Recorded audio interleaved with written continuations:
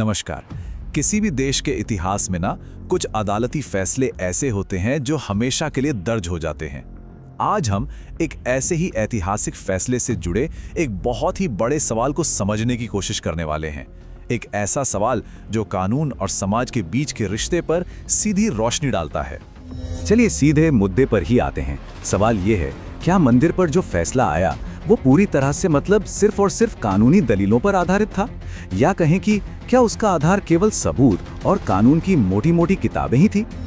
या फिर क्या इसमें समाज और राजनीति से जुड़े जो दूसरे पहलू होते हैं उनकी भी कोई भूमिका थी? मतलब जो कुछ भी अदालत के बाहर चल रहा था, क्या उसका असर अदालत के अंदर हुए फैसले पर भी पड़ा? तो देखिए, इसी सवाल को लेकर ना दो बिल्कुल अलग-अलग व्यू पॉइंट सामने आते हैं।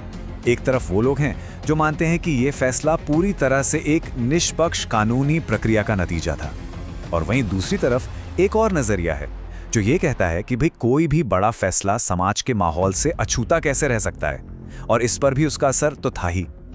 तो चलिए सबसे पहले उस तर्क को थोड़ा गहराई से समझते हैं। मतलब वो नजरिया जो ये कहता है कि ये फैसला पूरी तरह से संवैधानिक और कानूनी था।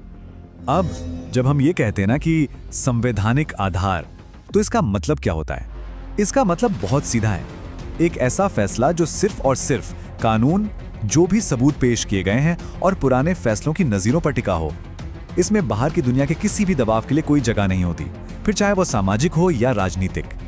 तो इस नजरिए का सार बस इतना सा है कि न्यायपालिका ने बिना किसी का पक्ष लिए पूरी तरह से निष्पक्ष होकर अपना काम किया। ये इस बात पर जोर देता है कि फैसला जो है वो भावनाओं पर नहीं बल्कि कानून के एकदम ठोस सिद्धांतों पर आधारित था। लेकिन कहानी का एक दूसरा पहलू भी तो है।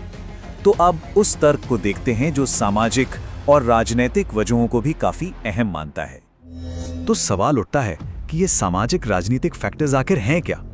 देखिए, ये कई चीजें हो सकती हैं, जैसे कि आम लोगों की राय क्या है, देश में किसी मुद्दे को लेकर जो सालों से बहसें चल रही हैं वो, और हाँ, उस वक्त का पूरा राजनीतिक माहौल। इस सोच के मुताबिक ना कानून किसी वैक्यूम में, मतलब किसी शून्य में काम नहीं करता। वो समाज का ही एक हिस्सा है और जाहिर है उससे प्रभावित भी होता है। इसीलिए तो इस तरह के जो ऐतिहासिक फैसले होते हैं वो कहीं ना कहीं उस दौर के समाज की सच्चाइयों और भावनाओं की एक झलक भी दिखाते हैं। तो सवाल ये उठता है कि हम इस बहस पर इतनी बात कर ही क्यों रहे हैं? आखिर ये जो दो अलग-अलग नजरिए हैं ये इतने जरूरी क्यों हैं? क्योंकि इस बहस से ना कुछ बहुत ही बुनियादी सिद्धांत जुड़े हुए हैं। दांव पर क्या है? हमारी न्यायपालिका की स्वतंत्रता का सिद्धांत। दांव पर है हमारी पूरी कानूनी व्यवस्था पर जनता का भरोसा। इससे यह भी तय होता है कि आखिर कानून के शासन का असली मतलब क्या है, और आखिर में ये हमारे देश के कानून का भविष्य तक तय कर सकता है। तो इस बात को समझना होगा कि ये सिर्फ वकीलों और जजों के बीच की कोई कानूनी बहस नहीं है। ये असल में उस गहरे सवाल के बारे में है कि न्याय क्या है और उसे कैसे किया जाना चाहिए। तो फिर आगे क्या?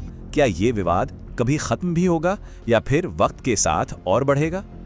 देखिए, इस पर जो हमारी स्रोत सामग्री है वो एक बहुत साफ इशारा करती है। उसमें लिखा है कि आने वाले दिनों में ये विवाद और गहराने की संभावना है। मतलब साफ है, ये बहस अभी खत्म होने वाली नहीं है, बल्कि शायद और तेज ही होगी। और ये सब हमें एक आखिरी और बहुत ही जरूरी सवाल पर लाकर छोड़ देता है कि जैसे जैसे कानून और समाज दोनों आगे बढ़ेंगे, वे एक दूसरे को किस तरह बदलेंगे।